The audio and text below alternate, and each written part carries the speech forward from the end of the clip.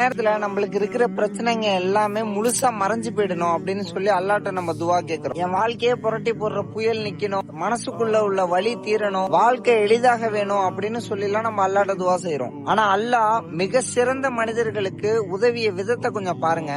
அல்லாஹ் மூசா அலைஹிஸ்ஸலாம் அவர்களிடத்துல இருந்து கடலை விளக்கல, அந்த கடலை பிளந்தான். அல்லாஹ் இப்ராஹிம் அலைஹிஸ்ஸலாம் அவர்களிடத்திலிருந்து நெருப்பை அகற்றல், அந்த நெருப்பை குளிர்ச்சியாகவும் அமைதியாகவும் மாற்றினா.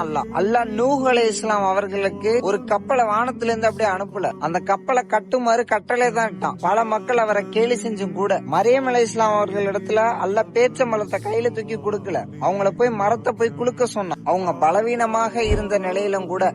இதெல்லாம் கவனிச்சீங்களா? அல்லாஹ் போராட்டத்தை அகற்றல, அதன் வழியா ஒரு பாதையை உருவாக்குறான். முயற்சி தேவைப்பட்டுச்சு, நம்பிக்கை தேவைப்பட்டுச்சு, ஈமானும் தேவைப்பட்டுச்சு. அதனாலதான் அல்லாஹ் திருக்குறான்ல சொல்றான், நிச்சயமாக கஷ்டத்துடன் இலகுவும் உள்ளது அப்படின்னு சொல்லி. தெளிவா கவனிக்கணும், கஷ்டத்துக்கு பிறகு இல்ல, கஷ்டத்தோட சேர்ந்து. இப்ப அல்லாஹ் உங்க பிரச்சனையை தீக்கல அப்படின்னா உங்க இதயத்தை வலுப்படுத்தி கொண்டிருக்கலாம். நீங்க கவனிக்காத ஒரு கதவை உங்களுக்காக திறந்து கொண்டிருக்கலாம். நீங்க அப்படின்னு ஒரு இடத்துல நின்னு போகாம உங்களுக்கு நடக்க கத்து கொடுக்கலாம் அப்படிங்கறத நினைங்க. அடி எடுத்து வைங்க, மரத்தை குலுக்குங்க, கடலை நோக்கி நடந்து பாருங்க. நெருப்பு நம்மளை எரிக்காது அப்படிங்கறத நம்புங்க. ஏன்னா அல்லாஹ் தனது அடியார்களை என்னைக்கும் கைவிட மாட்டான். கஷ்டத்துடன் இலகு உள்ளது. இன்ஷா அல்லாஹ் நாளைக்கு பார்ப்போம்.